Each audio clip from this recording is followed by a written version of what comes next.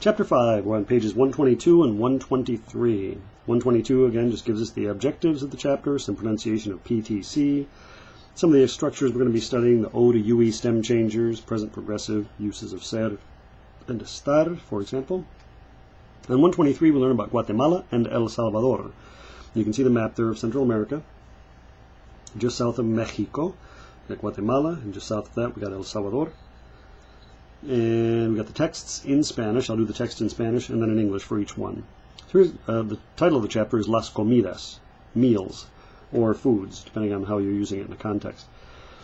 Under Guatemala, the text reads like this. Guatemala es uno de los países centroamericanos que fue parte del Imperio Maya. Aunque el español es el idioma oficial, Spanish coming in, es el idioma oficial, solo lo habla el 60% de la población. El resto habla alguna lengua maya. Guatemala es un país de volcanes, montañas y bellos paisajes. Su clima es muy agradable y por eso se conoce como el país de la eterna primavera. Here's the English version.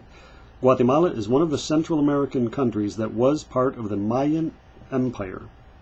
Even though Spanish is the official language, it is only spoken by 60% of the population. The rest speak some Mayan language. Guatemala is a country of volcanoes, mountains, and beautiful countrysides.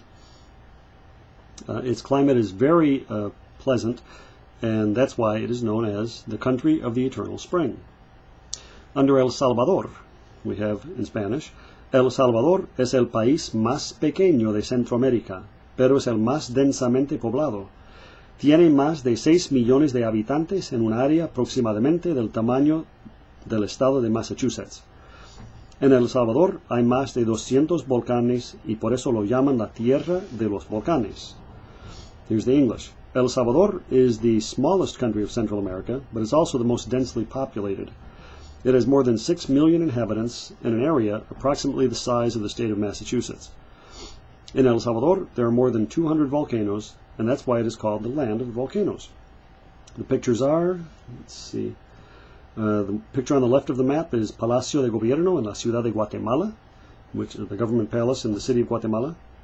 Below that is El Volcán Izalco, the Izalco volcano, and to the right of that is Tikal, ciudad maya que llegó a tener 100,000 habitantes.